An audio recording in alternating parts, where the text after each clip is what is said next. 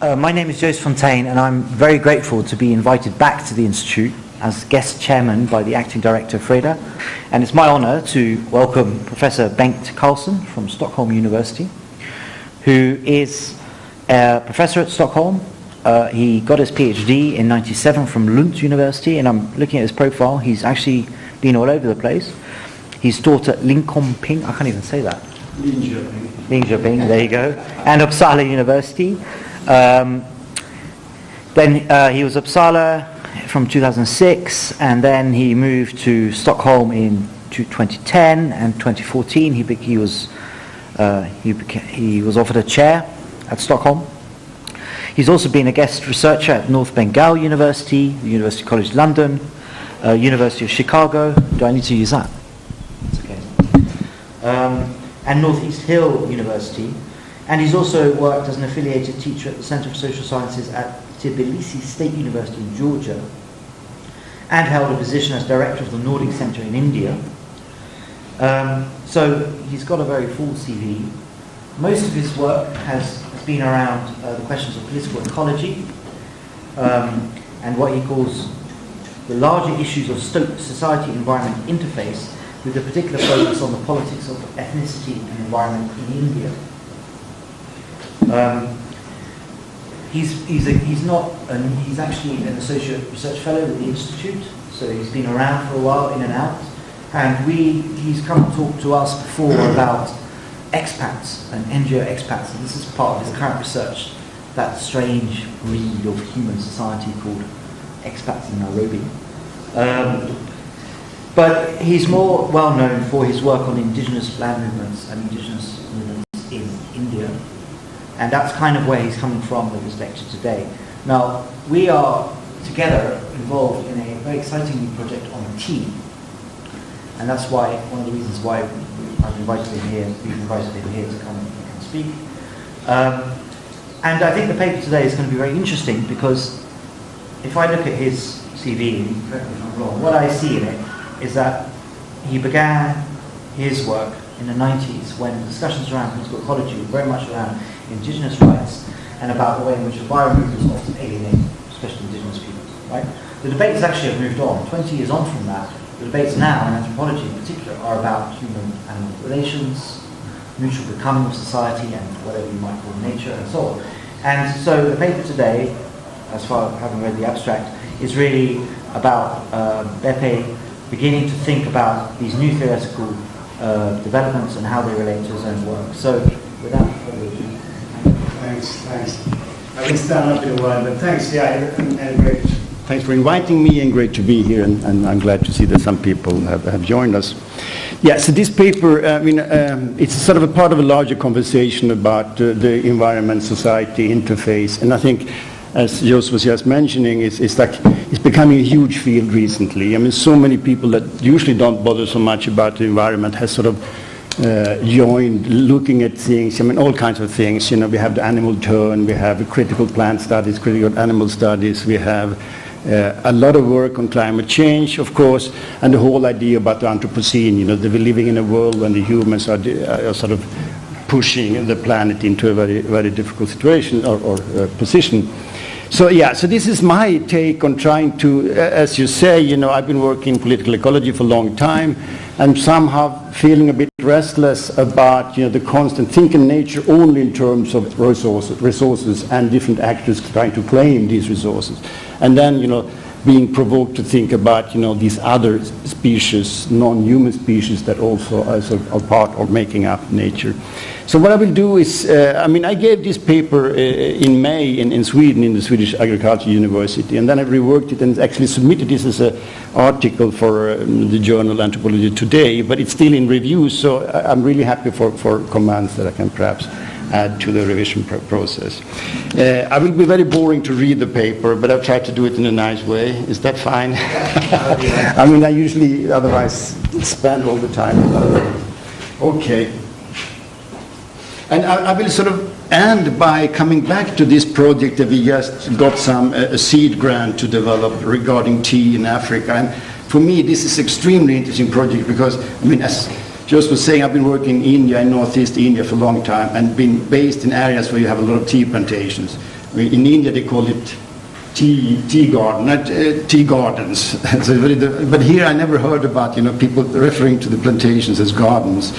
But in India there is a huge literature on tea, whereas I haven't been able to find so much on tea in Kenya. And this is quite striking, thinking that this is one of the most important export crops for Kenya, and it's an industry that employ, I think someone mentioned that 3 or 4 million people are depending on tea. I mean, now I read in the newspaper there's some conflicts regarding pay. I mean, there's a demand, there's strikes going on, the laborers are demanding higher increase in salaries. Anyway, so we will come back to that project afterwards, and I think that project really links to what I'm trying to do here. And this is a kind of sort of a review essay, I would call it. Is it fine? You can have some.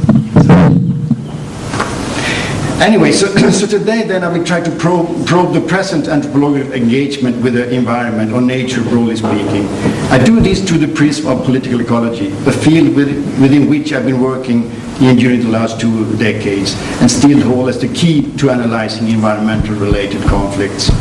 As I will argue, however, political ecology approaches tend to reduce nature to a matter of resources, or more precisely resources for human appropriation, and in so doing fail to account for the more dynamic and complex aspects relating to the multitude of life that constitute nature.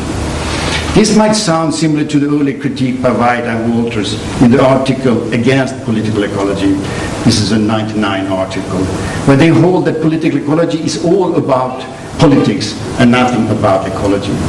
For them, ecology, or actual environmental change, presupposes a separation between society and the environment, where the environment is a sphere free of outside politics and human impact.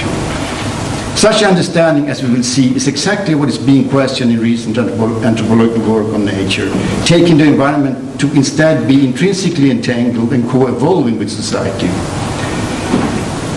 Inspiration for this new turn to nature in anthropology and related fields in the social sciences and the humanities are scholars like Tim Ingold, invoking the notion of biosocial becoming. I have a few. Evoking the notion of biosocial becomings, and Donna Haraway's, who insist on the need for humans to become with or other living beings, and hence that human history is a multi-species story.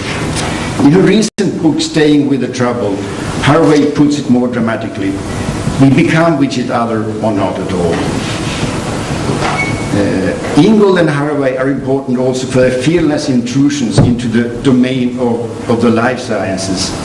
In this, they carry out transgressing scholarship that Bruno Latour recently called for, arguing that for anthropology to be relevant on the present conditions of the Anthropocene, the divide between social culture and biological anthropology has to be bridged.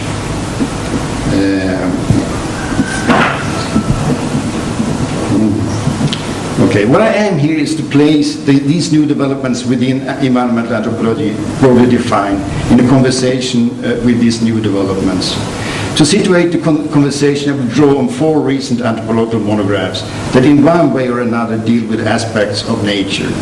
The 4 monographs are, I don't know if any one of you have seen any of these 4 books, but for me, I mean, we could have sort of chosen another set of, but I think this is really what I find to be extremely interesting work within anthropology that, as I said, deal with the environment. So the first one is Tanya Murray Lee's book, Land's End, Capitalist Relations on an Indigenous Frontier. This came out 2014. And then Marianne Elizabeth Leon's Becoming Salmon, Aquaculture and the Domestication of Fish, 2015. Anna Tsing's The Mushroom at the End of the World, on the possibility of life in capitalist ruin, 2015. And lastly, Marisol de la Cadena's Earth Beings, Ecologies of Practice Across Andean Worlds. So as I said, political ecology has mainly been concerned with analyzing the struggle over nature, natural resources, usually beginning by mapping the different actors that claim right to nature, and often focusing on and siding with the land users like subsistence farmers, pastoralists, shifting cultivators, who find their lands and resource bases expropriated or infringed on by powerful interests linked to state and capital. And a useful sort of working definition of political ecology is the following. Political ecology provides tools for thinking about conflicts and struggles engendered by forms of access to and control over resources. Its attentiveness to power relations inherent in defining, controlling, and managing nature suggests an alternative way of viewing the link between environment and political action. And I don't know if you've been following, but political ecology is really an expanding field. There's so much going on, new networks coming up, new journals. So it's a really important field today. So again, as I'll come back, I will not sort of trash this thing, but rather try to sort of expand and find new ways of thinking about this. And looking back on political ecology, I come back to this article by Arturo Escobar. It's an article called After Nature, Steps to an Anti-Essentialist Political Ecology. This came out in 1999, and I find it was a really sort of pathfinding or a very important piece in environmental political ecology. And here, in the article, Escobar sets out to think about nature in a new way, socially constructed, and yet, importantly, at the same time also a biophysical reality, with processes of its own. The title After Nature gestures to Marilyn Stratton's idea that we have entered a new epoch in which nature is no longer seen as a domain outside or independent of human history. Using the case of the Colombian Pacific rainforest, Escobar thus gives us different regimes of nature, articulated or enacted by the local indigenous communities, by capitalist planters, by visiting biologists and plant researchers, respectively, which he termed organic nature, capitalist nature, or techno nature. So these different actors bring about different natures. But Escobar didn't really achieve the balancing act of thinking of nature as both constructed and pre-social, and thus never really engaged with the latter, the biophysical realm. This was also pointed out by some of the critique already in 1999 against the article, saying, for example, by Diane Rochelot, who said that Escobar misses the complex web of interactions between and among species living in relations within and across places. And as I have suggested, the main body of political ecology research still fails to do so. It still fails to account for this other aspect of nature. The challenge, as I would formulate it today, would be to engage these complex webs of multi-species interactions along with the political ecology concerned with social matters of power, relations, exploitation, and unequal exchange of resources under the present conditions of global capitalism. The title of this article, After Political Ecology, is not a call to discard political ecology, but rather to suggest a radical remake, perhaps a political ecology 2.0, which brings in nature in a new way and at the same time makes the category of the political more inclusive. Am I reading? Can you follow my reading? Or are you fine? Okay, thanks. So then let's go to the four monographs that I'm sort of use as a platform for. So the first one is by, as I said, this was Escobar. Is there a view of nature that goes beyond the truism that nature is constructed by fully acknowledging the biophysical basis of its constitution?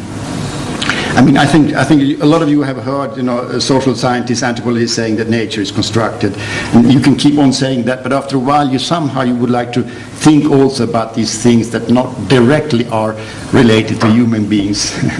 So let's come back to that thing, because I think this is also one of the tricky things. So, in Tanya Murray Lee's book, then, I mean, the choice of her Land's End might seem odd in this context, as Lee makes no explicit reference to politicology or environmental anthropology, but places her work within the tradition of agrarian studies. Land, as the title suggests, is the focus. And as Lee so elegantly shows, without the direct influence of powerful outside forces of capital and state, the indigenous highlanders who inhabit the central part of Sulawesi in Indonesia turn what was community land into private holdings through the plantation of mainly cocoa trees. And this is a cocoa tree you see here. So within a span of only 2 decades, all land had thus become privately owned, concentrated in the hands of those who've been more successful in producing cocoa. This has left a section of the community with no land at all, people now solely depending on selling their labor. The cocoa production introduced in the 1980s was highly lucrative, leading to a rush to claim land and plant cocoa trees. In 2009, however, the boom came to a drastic end, with most of the cocoa trees dying of an incurable virus. So what we get here is a different story of capitalist penetration, with capital accumulation and land alienation taking place from within. It is the highlanders themselves, their aspirations for a modern life of improved material conditions, that is the driving force. And many did indeed get better and bigger houses, TVs, motorbikes, but arguably it's a very high price. So the price then is that the completely set of social relations before has now been sort of lost. And again, as I said, a lot of people have become landless when all these trees all the land has been privatized. Normally when you talk about these cases, it's always outside forces that are pushing in and taking over sort of land. But in this case, I think it's a very interesting case looking at how this can happen within the community itself, without state or capital being the driving force in land privatization and sort of accumulation by dispossession. So while I find Lee's reasoning convincing, I still think she could have engaged also the community's place in the global structure of the cocoa economy. In addition, and particularly salient in this context, she could also have looked more closely at the cocoa trees themselves and the role they played. As the virus was such a critical event, bringing the economy and the society into a crisis, a closer examination of the relations and interactions that enable or prevent trees from thriving in particular places seems called for. Lee gestures in such direction by mentioning that like the hedges in the 16th century Britain, trees both performed and enunciated permanent change. By planting a tree, the land was, according to the Highlanders, in use and hence not available for someone. And this is something that, in my work among shifting cultivators in India, this is the same thing. So if you plant something, it means that you are using the land. And if you use the land, nobody else can have access. And eventually that can then be transformed into private, sort of recognized as ownership. So in this case then, people planting trees, nobody else can use that land because it's considered to be that you own or you use the land and eventually become their private possession.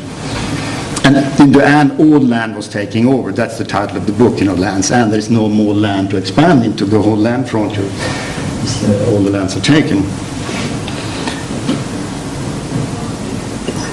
So trees does make things happen, reshape social relations, and transform the entire subsistence economy, and therefore arguably deserve further scrutiny in themselves. Which brings us over to the next book, on salmon cultivation in Norway. And this is a photograph. You see that this is from within one of these net things they have in the ocean, and where they have huge amount of salmon produced. And you see up there the guys feeding the fish. So in Lee's Becoming Salmon is doing exactly that, which is making fish the main protagonist of the story. And as she states in her introductory remark, it is a study of novel and unfamiliar encounters between salmon and their people. The bulk of the book concerned the massive operation of producing hundreds of thousands of salmon in Norway for export around the globe. probing her to ask how the salmon is being made or enacted through the different practices of the industry, or that is engendered in the wider society.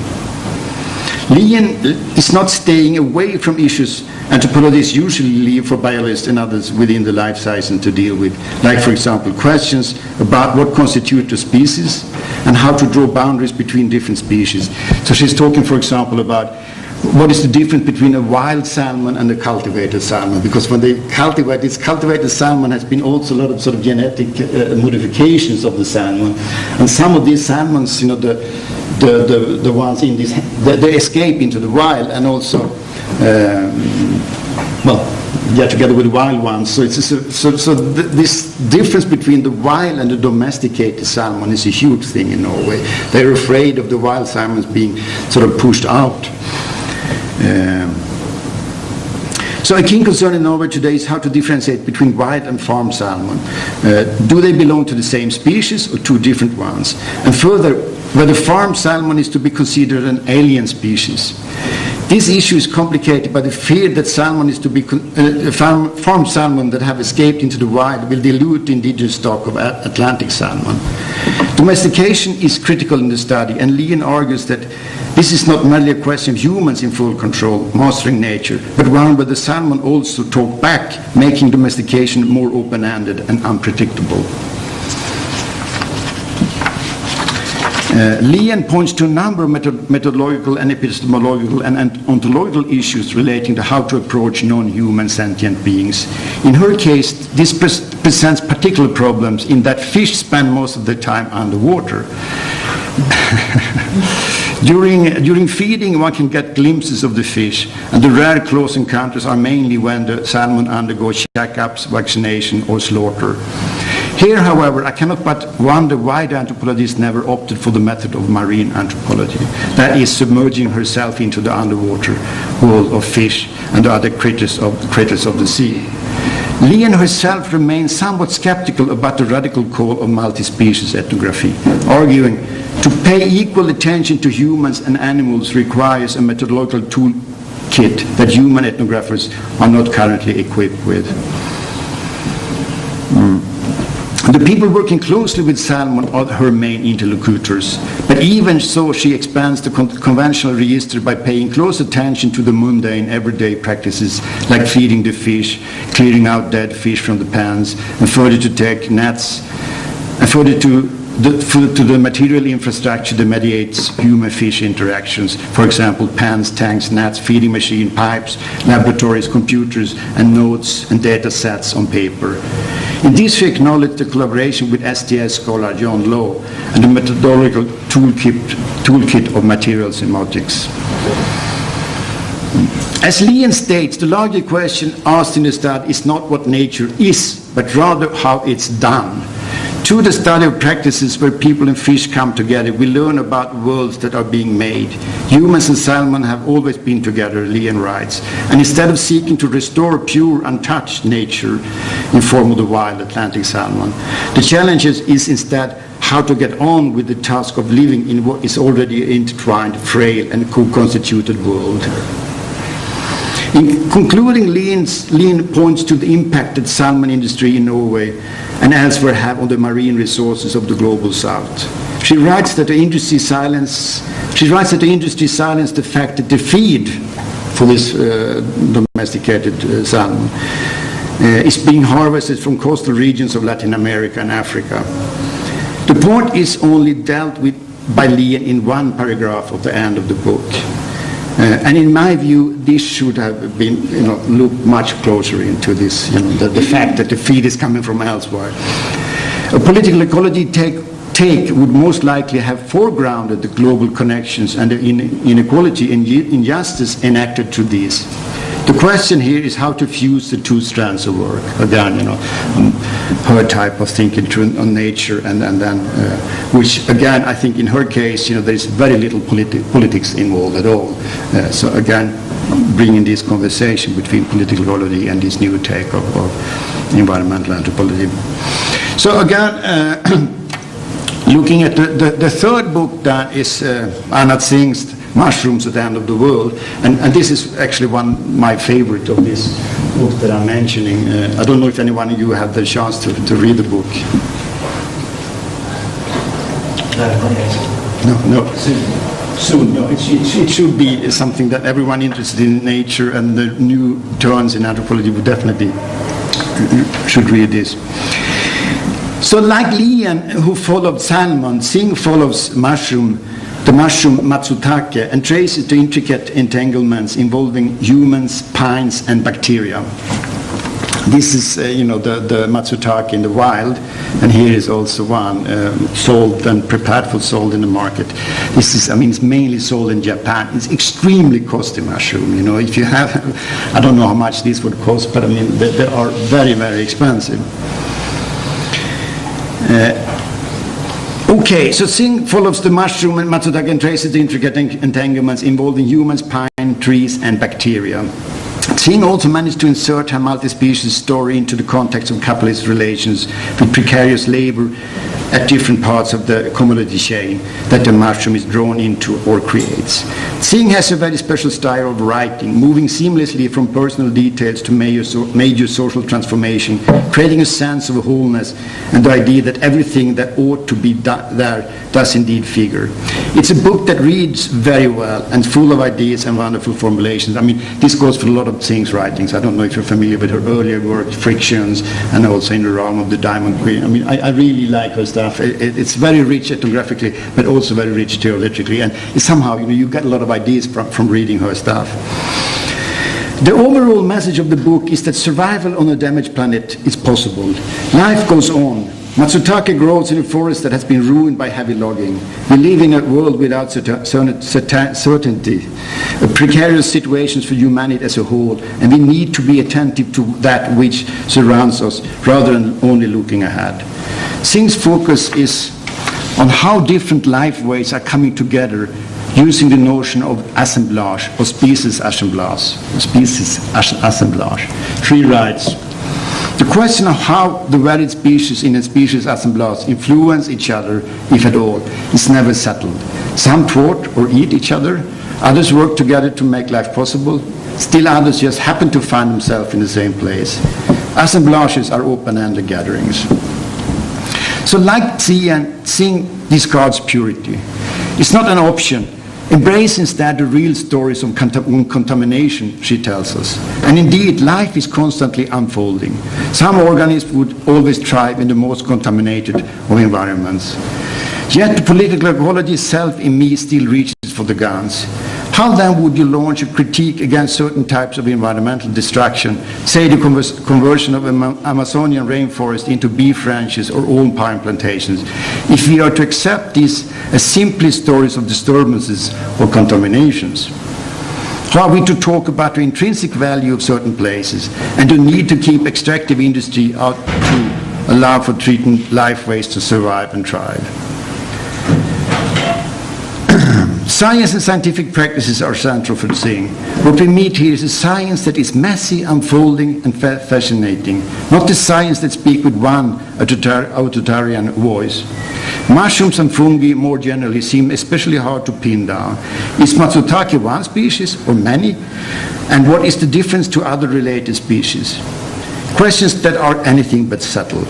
Singh quotes a scientist saying, in fungi, we have no idea what a species is. She also points to the different scientific traditions of Matsutake science. Japanese scientists, for example, highlight the threat against Matsutake forests due to too little human impact or disturbances, while American scientists hold the opposite, that these forests are threatened by too much of human disturbances. So completely opposite views by different traditions, scientific tradition. Examining the capitalist relations around the mushroom also uncovers many surprises. The Matsutake is a commodity, but not so throughout the commodity chain. For example, the Matsutake is above all else a gift. You don't buy Matsutake yourself, you usually give it to someone.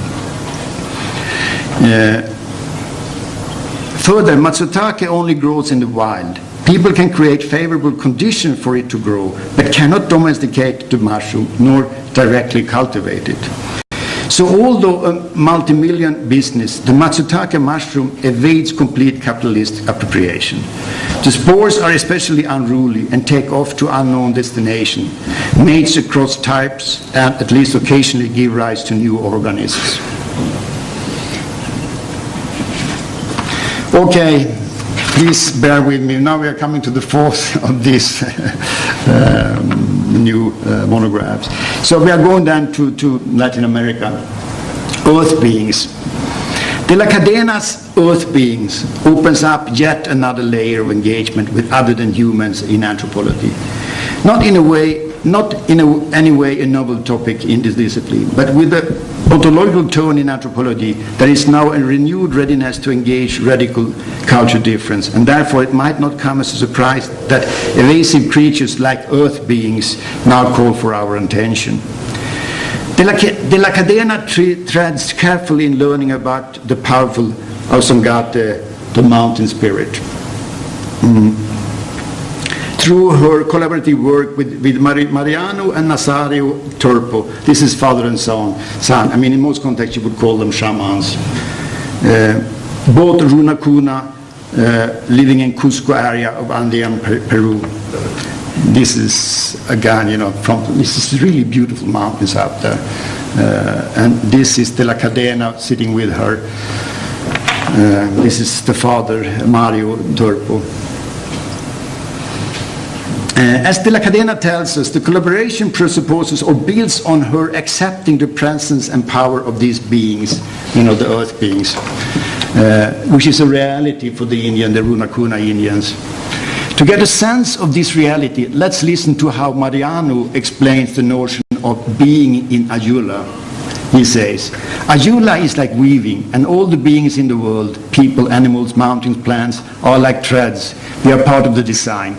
The beings in the world are not alone, just as threads by itself is not weaving. And weavings are with threads. Runa is always in Ayula with other beings. That is Ayula. That is how Mariano is explaining to her about what is being in Ayula.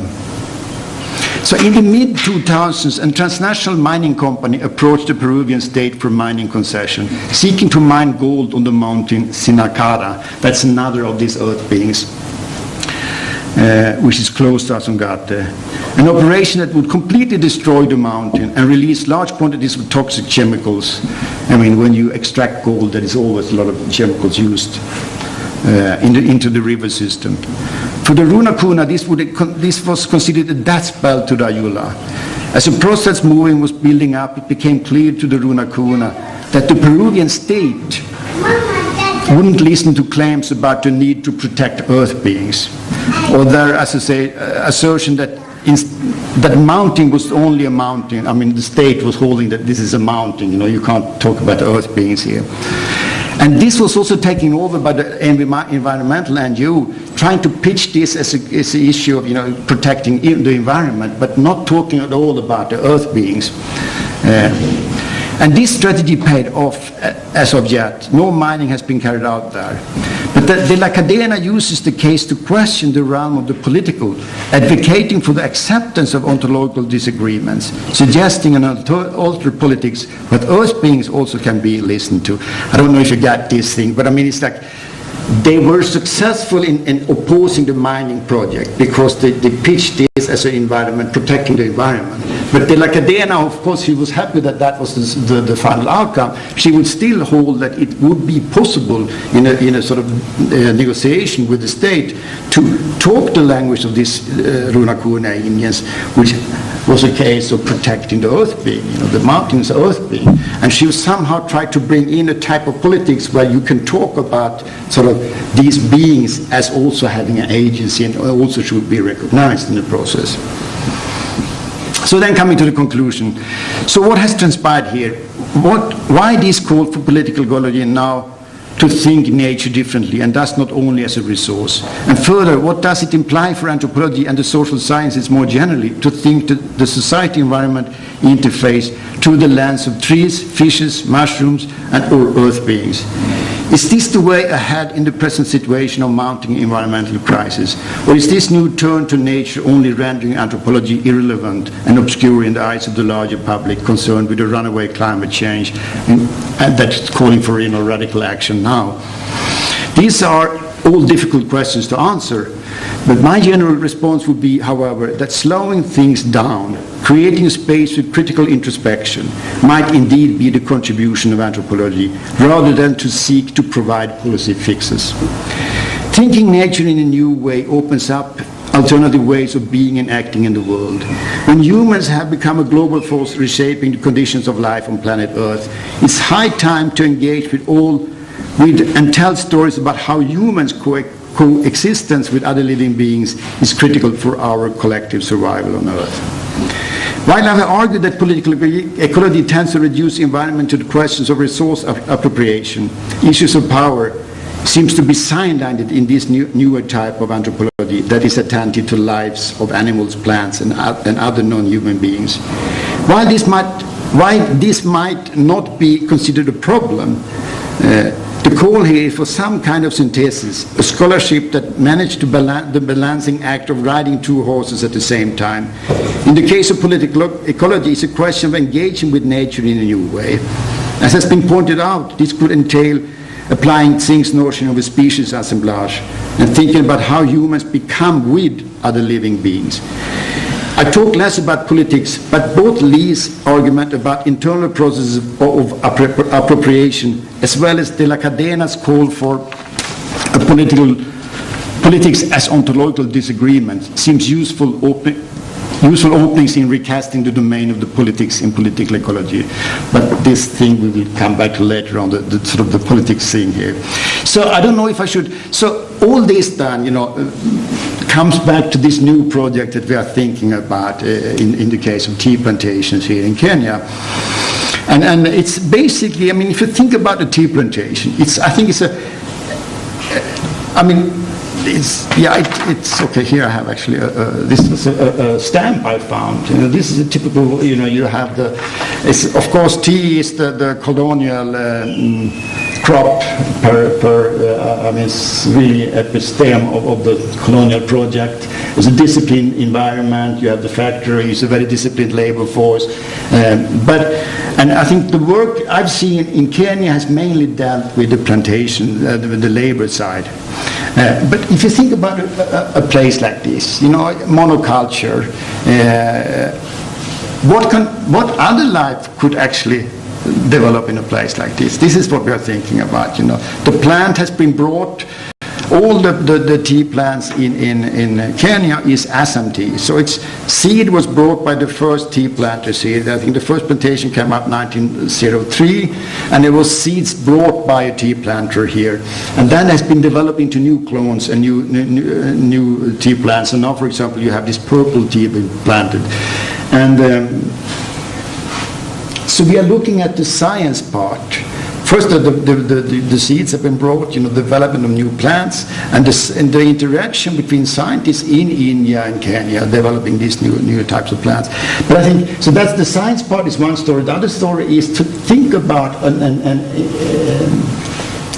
ethnographically study the type of life that unfolds in a sort of multidisciplinary environment like this. This is what we are sort of trying to do in the project. I don't know if you would like to add anything there.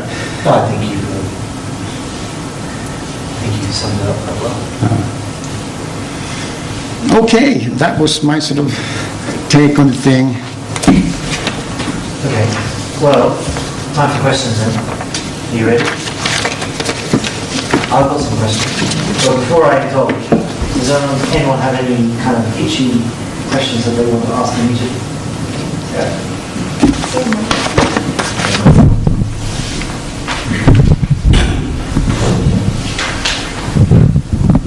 Hi, my name is Sarah Jenga. I'm a graduate attaché at the BIA. Thank you for your presentation. I've done a lot of work on political economy and economics. So when I look at agriculture, when I look at farming, I look at things from a very economics perspective, as in how much demand do we have in terms of populations, how many people do we need to feed, and how can we maximize the limited resources we have to make sure that those people are fed.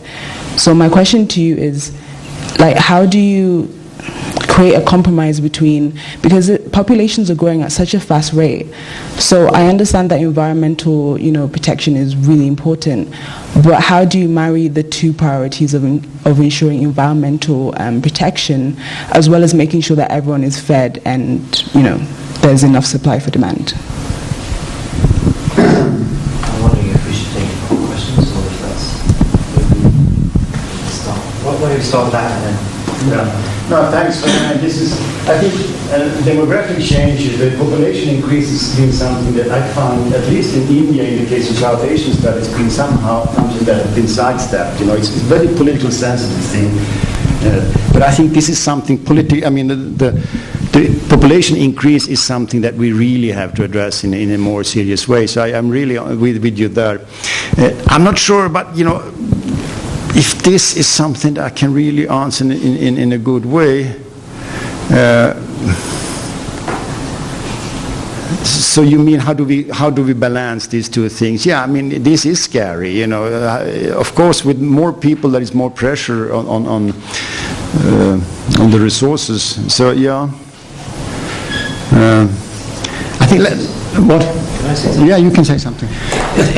Sorry to jump in. I don't have a good answer. Because it seems to me that, the way you framed the question is an old way of framing it, which is very much a preoccupation in the 90s, right?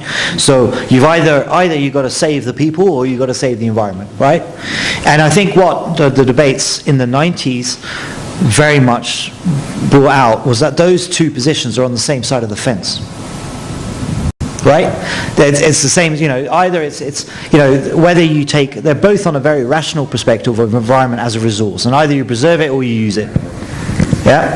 And I think what those early debates began to talk about, and for example the stuff on Earth beings is quite a good example, would to say, well, there are other ways of constructing the world.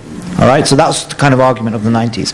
I think from the 2000s onwards, people started saying, well, it's not just that there are other ways of constructing the world, there are maybe other worlds out there.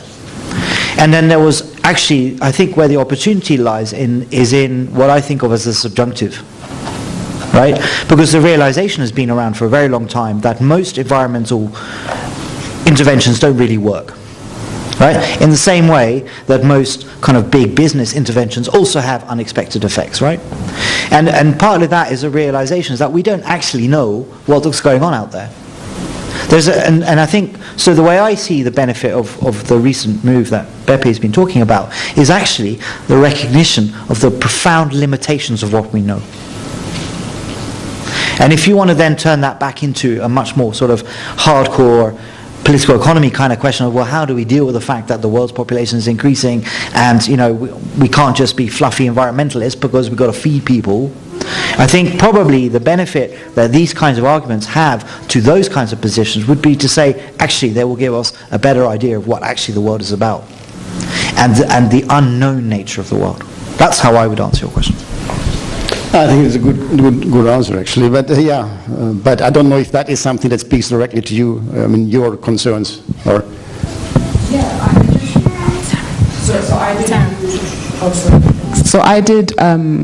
So for my master's degree, I did modules on demography and demographic change. Mm-hmm. So I'm aware that the world is like the population is increasing at such a rapid rate, especially in developing countries. But then you also have, alongside that huge demand, you have the environmental concerns of producing at such a large rate and what effect that has not only on the world but also the people who live in it and the other living beings who are part of the world. Yeah. So in my mind, I've always been thinking, so how do you marry the two? How do you make sure that, because even if you have, campaigns such as family planning or other efforts to try and, make sure populations aren't growing as quickly, there's still a large amount of people in this world. But I think we are dealing with a lot of dilemmas that are not easy. What you're raising, you can't have a good answer to that. But I think if you think, for example, of Singh's book, which I quite like, as I said, here she's saying, for example, that the Matsutake mushroom, it seems to be a non-issue. This is just a mushroom, but it's actually a multi-million industry. But people are dealing with, a little bit what you're indicating or suggesting is that there are sort of main key things we have to worry about, usually tend to forget these other things going on the sidelines, which can be very important. And I think this type of thing, be attentive to these other things going on, which also have a lot of salience in terms of economics and also feeding people. It's somehow refocus, bring our attention to the things on the side. This is, I suppose, what I try to do here. Thank you. Thanks. Okay. Do we have more? Okay. Front. Yeah, thank you for the very interesting talk. The question I'd like to ask, I think, in summary, can be put in this way: is man the natural? Because you see, there seems to be this dichotomy that there's man on one side and nature on the other side. Because you raised the issue of political ecology, always being about the politics but not about the ecology. And some of the actions that man has because of these aspirations, relating to capital and the state, are not there in other species of animals. And that maybe is what makes the difference. But then you find that the actions that man takes could also be found in nature. For instance, you find locusts destroying plants or a harvest. You find, for instance, sometimes there are species that tend to dominate the environment. Why is there then this dichotomy between man causing certain, let me say, effects on the environment, and then there's nature or wildlife versus wildlife conflict that is not handled in your response to political ecology? Thanks. Okay, we go. Well, I'm not exactly sure what you're asking me here, but I think, the older idea about placing these two, this is what I'm questioning, that you make that distinction between humans and nature, try to bring this man into, as part of a multi-species assemblage, as part of other species interacting in the environment. So you're not placing the humans outside in that way. But of course, again, the whole idea about Anthropocene is that humans have been the main force here. So there are, of course, in your example, that wild species, an animal can also destroy an ecosystem. Of course, humans have been the main force today that we are struggling with. So I think, so that's in a way the contradiction in what I've been presenting, is that on the one hand, humans are the main force today, but I'm trying to suggest with this type of literature that we also have to think about these other species and how the humans are not the only actor in this story. If we want to turn things around, if we want to sort of survive on planet, I think we do have to listen to this and think more clear and more hardly about what it entails to become with other species rather than placing us outside. So, but again, it is a bit of a contradiction, as we now are in a phase where humans play such a critical role.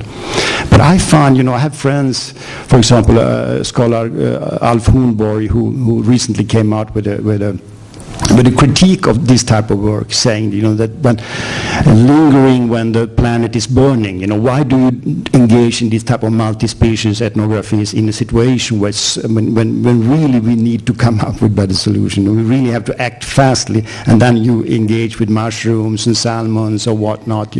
This is just rendering anthropology meaningless or sort of exotic again.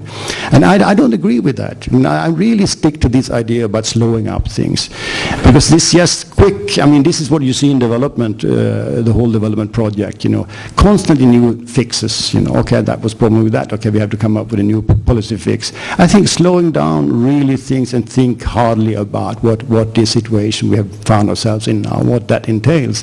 And I think it does entail to start telling other stories.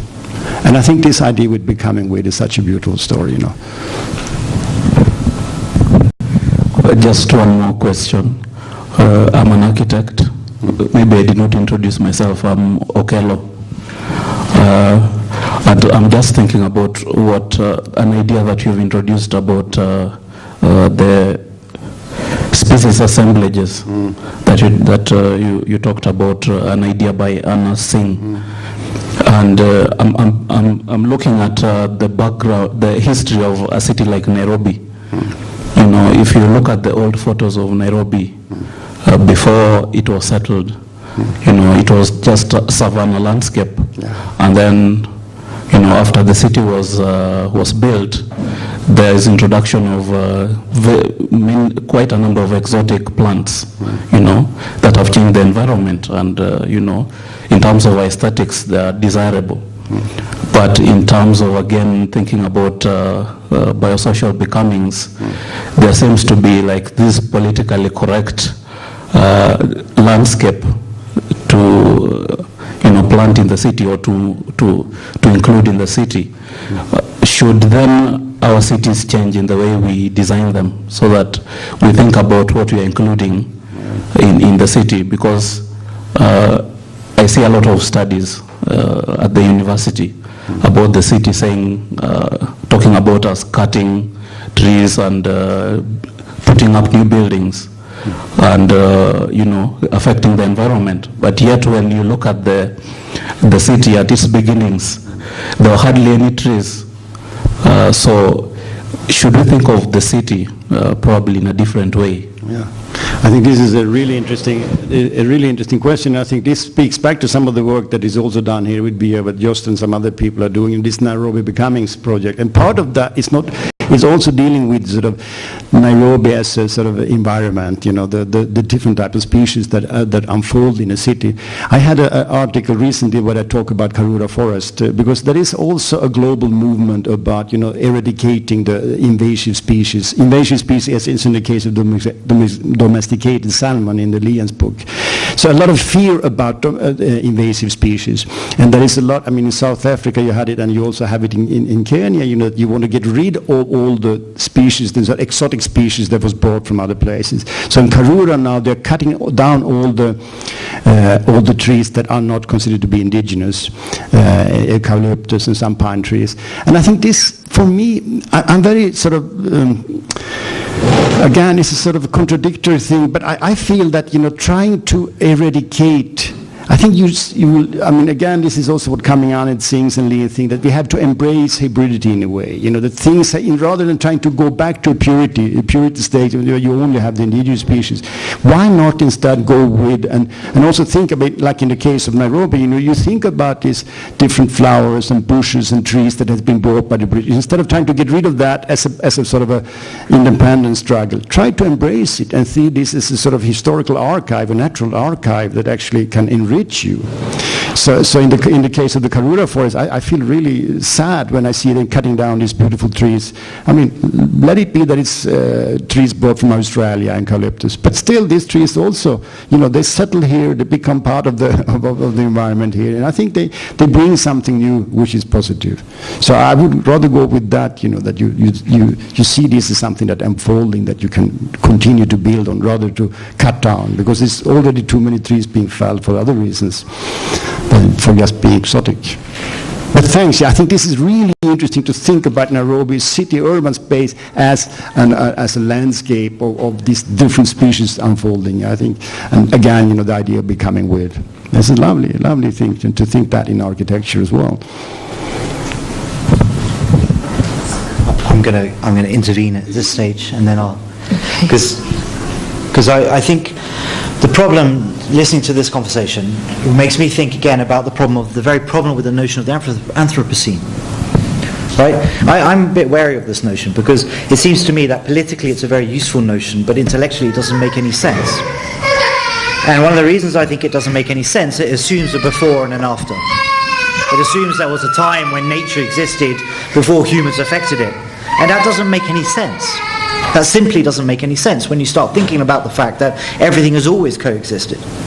And I think the other argument reason why I'm wary about the Anthropocene is that I'm wary of any environmental orthodoxy. Because we know that environmental orthodoxies in the past have caused many more problems than they've ever resolved. And there have been books and books and books and books written about this. This assumption, for example, that there's a very famous book by Leach and Mearns about the forest islands in the Sahel in West Africa, where everyone assumed that this was because of deforestation. They actually did some proper archival work, and they realized that these little pockets of forest were not the result of desertification. It's not, but actually the opposite. That over 100 years of habitation, there was more forest now around human habitation. So humans were not destroying a forest, they were creating a forest.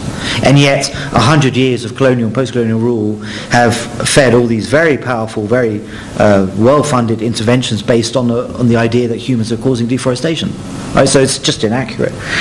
So the problem with the invasive species idea is that it assumes that there is a sort of a before and an after. It divides up time and it divides up space in a particular order.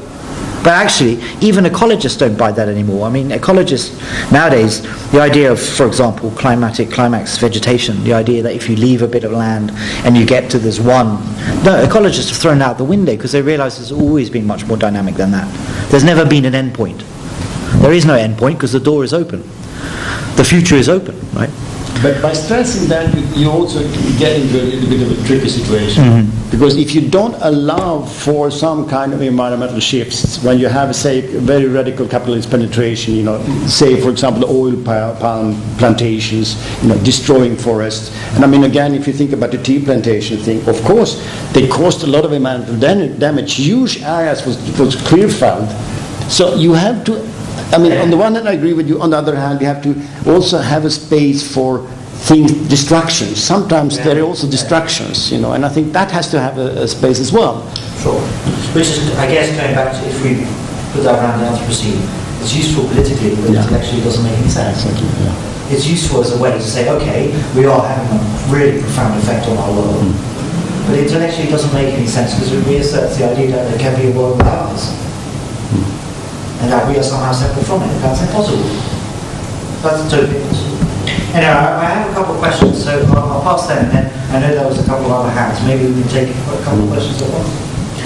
So the questions I had, the first one is, where is the political in all of this? Because it seems to me that very often a lot of, and which is why I enjoyed your talk, because you're coming at it from a political ecology angle. But, a lot of the human-animals relations people are coming from a profoundly apolitical angle. And if there is politics sometimes from that perspective, it's very much the world, the kind of politics that says your world or my world. Is this a mountain or is this an earth being? And then the kind of people coming from the ontological angle assume that the politics turns around ultimately a politics of representation, or maybe a politics of epistemology, my worldview or your worldview. And actually I think what you're pointing at is much more interesting than that, because actually it combines those. So that's the kind of first comment. The second one is a very specific one relating to what you were saying about Lean's work on the salmon stuff, where she was saying, well, it's very difficult, it's actually incredibly difficult to do multi-species ethnography because we don't have the tools. And my question is, doesn't the difficulty she points to just really point to the problems of ethnography full stop? Like, are the difficulties of doing multi-species ethnography not really just the problems of the difficulties of doing ethnography? Is there a difference? Are there different kinds of problems, or are they really ultimately the same kind of problem? It's more difficult to speak to fish. Yeah, but ultimately, it's more difficult to speak to fish, but is it not also more difficult to speak to someone who lives in a different world? I mean, is it more difficult for me to speak to a fish than it is for me to speak to someone from Outer Mongolia? No, but this brings up the notion of a species boundary. Right. Is that the same as the cultural boundaries? And then, I agree. That's why I'm asking it. It's rhetorical, I guess. And then the third one, thinking about the mountain again. Is the danger that exists the danger to the mountain, or is the danger that exists to the very notion of the mountain? And so if we're talking about real politics then in Peru, where there's a gold mine about to be hack up a mountain, does everyone, it's more comfortable to say, oh, there's a danger to the mountain, than it is to say there's a challenge to the very notion of mountainness in the first place, which kind of folds back to the first question, I think. So there's quite a lot to think about there. Maybe take another question and then we'll give you a chance to respond. Thank you for your interesting presentation. My name is Todd Crane. I'm an anthropologist at the International Livestock Research Institute here in Nairobi.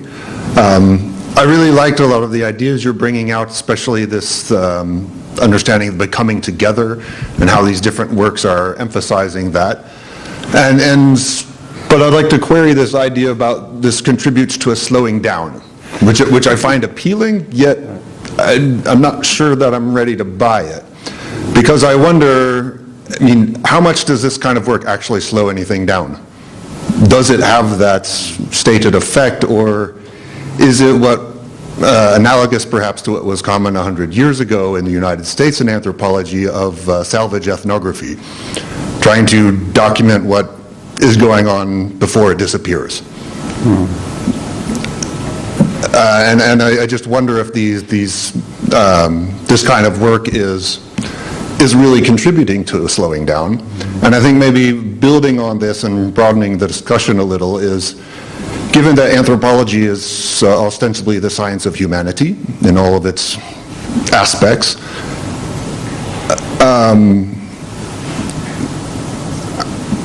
what are the implications for anthropology, and I guess this is building on your statement as well, to decenter humanity in the science of humanity? Or do we need to become biologists and ecologists again? Or are we going back to 19th century naturalists, where the science and the philosophy are all intertwined? I think there's plenty for you to get. Yeah, right.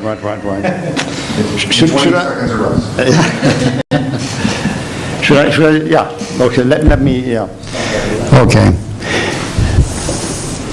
But if I start with your questions, I mean, all these things are really relevant, and I don't think I have very, very good responses. But I think what is the status of anthropology in this?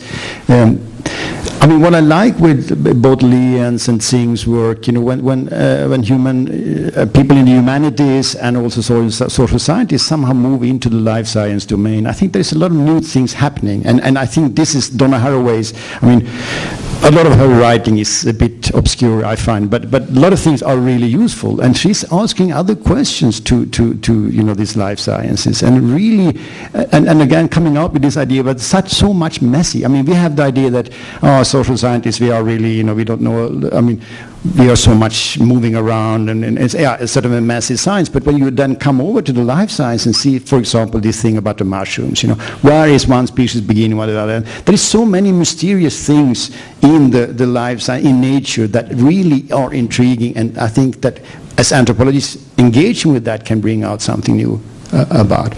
I mean, I'm saying this because, I mean, there is really a struggle about, who should speak about this human nature interface.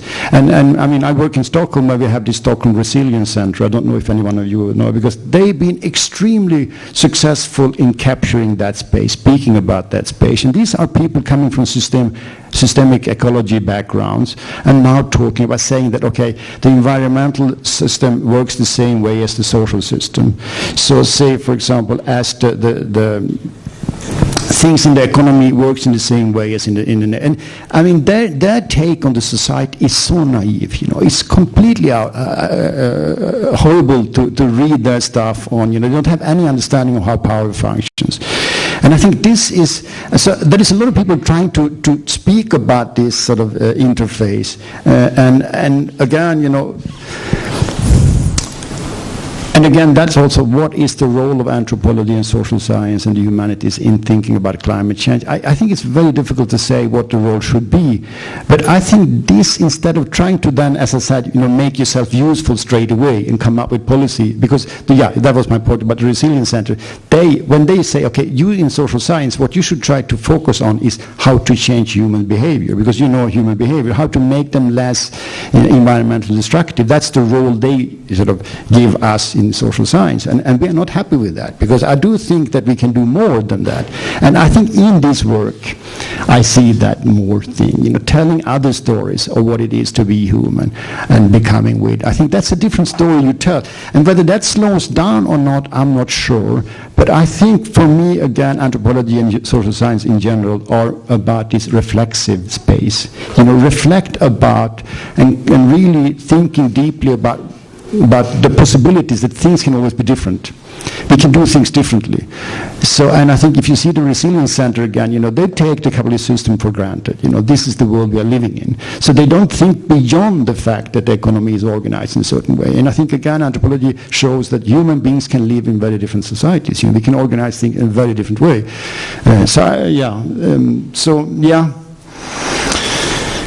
I think that will go for the responses to yours. But again, do we slow down? Is it good to slow down?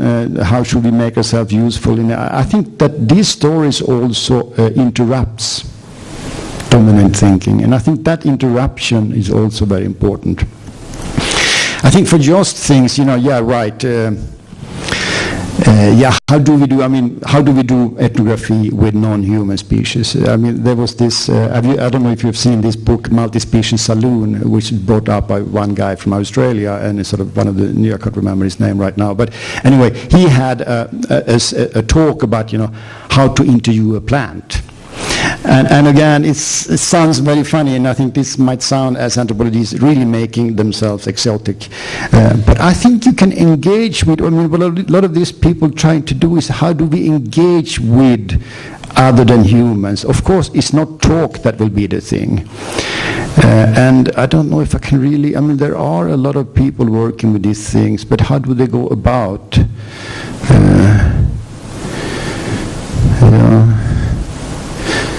I find some of it quite ridiculous. Some of this work, interviewing a plant, it becomes sort of ridiculous. But I think that by thinking, I've been myself trying to think about trees, what is to really try to understand a tree. It's become a very provocative intellectual exercise, but I don't know exactly how you do that in a disciplined way. But you're right in the problem of, this is a sort of general problem of ethnography.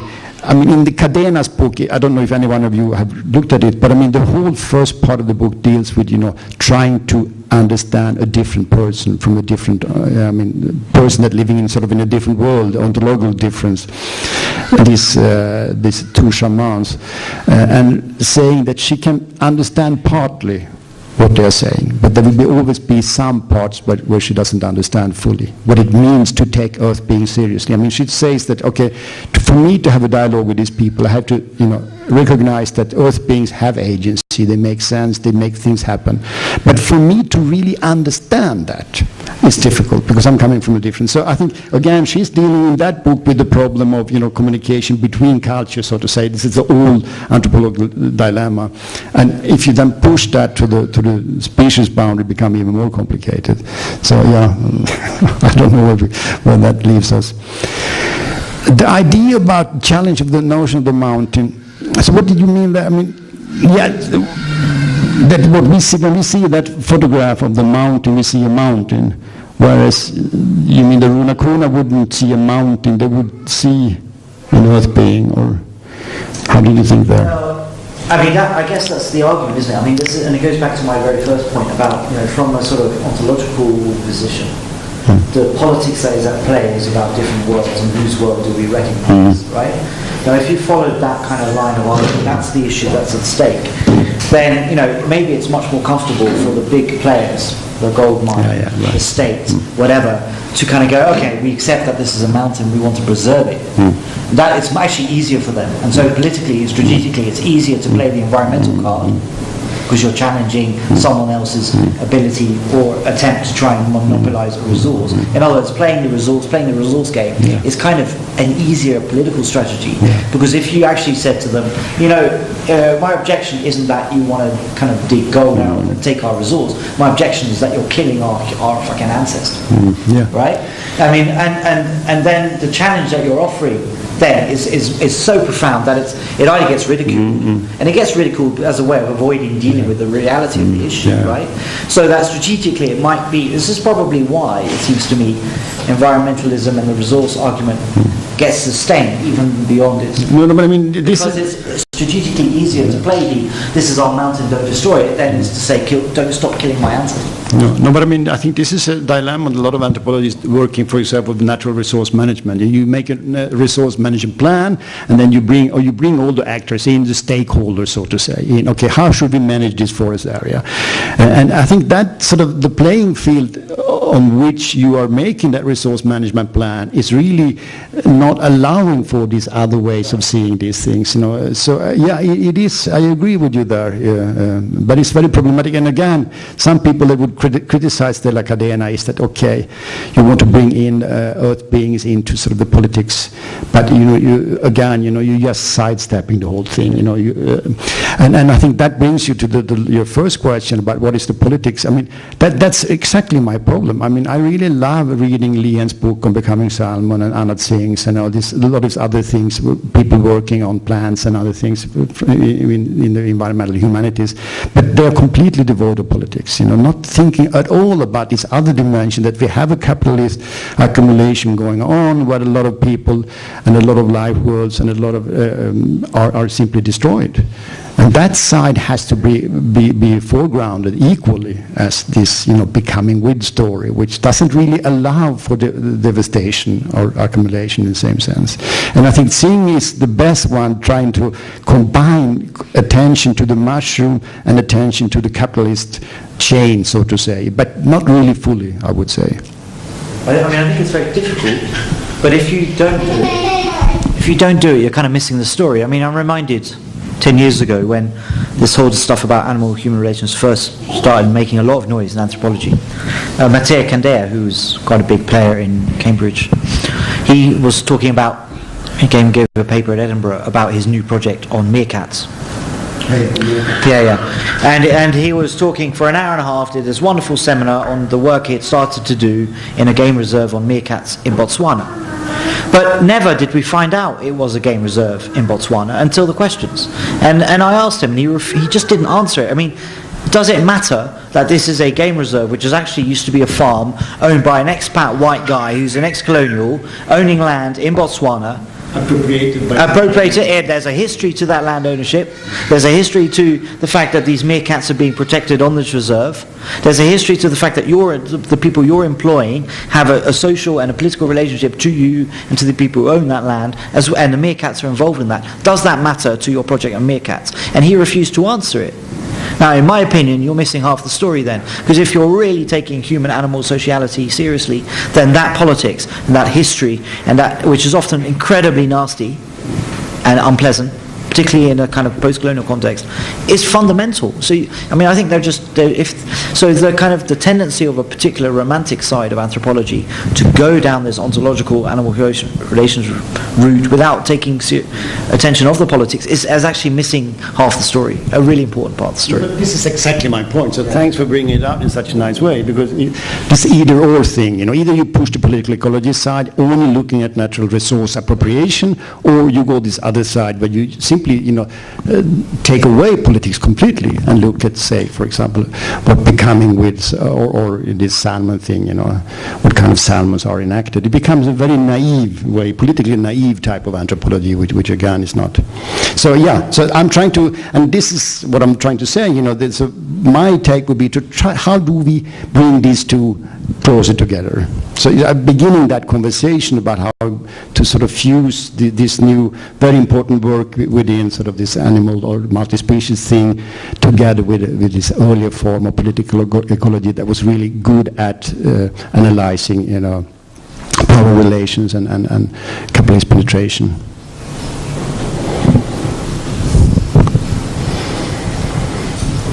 Are there more questions?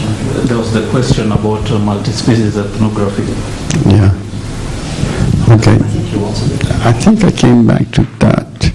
Yeah, so where is the politics in all this? Yeah, I think that was what we were talking about. Multi-species ethnography just being the problems of ethnography. Yeah, right. You know, I didn't answer that fully, but I'm saying that I do think that there are a very important distinction here, that talking with a plant or with an animal is much more difficult. But still, I think we can engage in other ways, which is meaningful. And again, you know, in Lian's case, why did she only stay on land? It's bizarre. It's bizarre. You look at fishes underwater, you can easily dive in. There is marine anthropology carried. I mean, I can go in with a snorkel and just hang out and see how they engage, and instead of just waiting for them to come up and when the time of feeding or when they are being slaughtered. I mean, it's a very... Ecologists do this all the time, right? Yeah, I mean, yeah. That's strange. So it's strange, anyway. But you never reflect on that. But I wonder whether the rocks behind that question really was that when you start thinking about the problems of multi-species ethnography, what you really come up with are the limitations of anthropological knowledge making. That's really what it seems, that's where I was kind of heading with the question, right? Is the idea that, for example, of course it's ludicrous, the idea that you can interview a plant. It's completely ridiculous. But what that situation reveals is the idea that why is interviewing the only way that knowledge can be produced? Why is knowledge only semantic?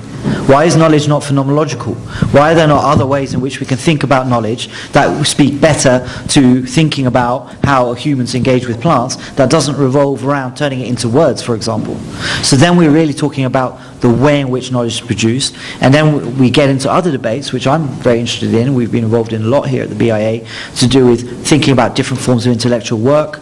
Artists, are they intellectuals? Do they engage not with words but with forms, for example? There are different ways in which knowledge is produced, and that's where I think another really exciting thing coming from all of this is not the idea that you can interview a plant, but the idea that the plant, if we want to understand the plant in its world, we need to think about different ways of producing knowledge. Okay, you said it better than me. Hi, I'm Margaret, a peace and conflict studies student. Thank you for the presentation. Sorry I came in late, but I don't know if your talk covers this, but my question is, what are your thoughts on environmental conflicts and the link that it has to violent conflict? Because I think on Saturday I was listening to a talk, someone was saying that if we could look back to the Rwandan genocide, that actually environmental conflict was like the main cause. So is there a link between that? Thanks. No, but this is important. I mean, there is a lot of people that say that all the new wars will be fought over resources, so the green wars theory. And there is a lot of work done by, mainly political scientists looking at either affluency, a lot of access to the fact that you're sitting on oil or some other things, that is a driver of resource. So the plentiness is a driver of conflict. Then another school of thought that mainly focused on scarcity, the scarcity being the driver of conflict. And I think this work is important, but to me it seems to be a little bit one-sided, that they don't look at the larger picture in a way. They only usually come in, and I think this goes for some of the political ecology work as well. You come in a situation of conflict and say, okay, what is going on here? And you try to map the actors and see how they act. But when you do look at things like this, you have to look at the longer history, how that setup came up and how the different actors are actually emerging in a situation. But again, having said that, I agree that a lot of, it's obvious, and if you have scarcity of water, people need water. And again with land, a lot of, as you said in the Rwanda case, land scarcity is extremely important. But a lot of the analyses that focus on that, the green wars literature, are I find very, very simple-minded in a way. They're not looking at the larger picture and the history of something. And a lot of cases, it's about unequal access, that say land, if the land distribution had been more equal, it would have been, there's always, see in Kenya, the land concentration in certain families, we don't have to name them, but it's quite, if you would start by distributing this land, a lot of people would have access to land. So yes, indeed, and I think that literature, I don't know if you're planning to work with that literature, I think it's good, but I think you can also think about sometimes the simple-mindedness of some of these analyses. There is a very good book, edited book called Violent Environments, where they try to sort of push some of these. There's a lot of, there is a lot of important think tanks that use that sort of scarcity or plentiness of resources as a trigger of conflicts. And again, there's some anthropologists try to sort of point to the larger context and the history of places too, rather than this simple-mindedness sort of, or one factor type of thing. So that would be my response. So in your view, you do not quite agree that these environmental conflicts can cause violent conflict? Oh, yeah, definitely. And this will something that will happen more and more. If you see more extreme weather conditions, when you have, think about a country like Bangladesh, where you have floods increasing, you have cyclones coming in, and a lot of the poor people who are pushed out of land, they live in the marginal areas, some of the sort of small islands that have been created. These people, of course, there is really a lot of anxiety, and this is, a hotbed for conflicts, I would say. So, and this is again a global thing, definitely, yes. Okay, thank you so much. See, throughout this kind of ranging and really engaging conversation, I've been seeing this tea monoculture projected behind you, and it's getting me curious as to how you are thinking to be applying the political ecology, but also especially this kind of human biology interactions. How are you going to apply that to the tea No, topic? but again, and this is a challenge, how do we do this type of work? Because, again, my political ecology self would start with the plantation workers and the history of appropriation of land and all that. But we all come from different positions, and for me, and I think in this project, I think our starting point is to put these things aside for a moment and let us think about what is actually going on in a plantation like this. Is it only a monoculture, or do we see a lot of other species thriving in this sort of extremely controlled environment? So I think I would like to, for myself, I will do field work, and I will choose a few plantations and do 3 months, sort of a pilot field work. And I would like just to go there and spend time in the plantations and see, if I see something else going on there, rather than the pluckers who are also there, plucking tea. So I think that's, for me, that's my starting point. And then we have a colleague in Assam who will work on the sort of development, because tea started from wild bushes that was then, transformed into plantation crop, and then developing more and more effective or more sort of plants that are giving more, produce more.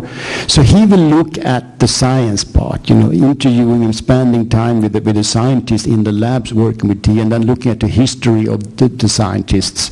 And I think we also, in the project, we will employ one artist who will try to, 3 months project, trying to sort of, Yeah, I think the idea is, we were having a meeting after this. Yeah. We talked about this 6 months ago, so I'm a little bit rusty. We talked in 4 hours' time, we sharper. But I remember one of the ideas was very much to get someone, a researcher doing personal observation, to be shadowed by an artist also doing that with them, and therefore seeing the kind of materials that come up. I think the empirical stuff, the science empirical stuff, but also the historical, the social, historical, empirical stuff, the archives, the interviews, all of that matters. But it's not enough. There's something else, and we have to try and experiment with different ways of trying to capture that something else. And we hope that artists, an intellectually engaged artist. Well, we're not, it's not a question of illustrating, but rather to bring out another conversation about these places. What does it evoke in someone who is more perhaps sensitive to other stories? So I think that will be, but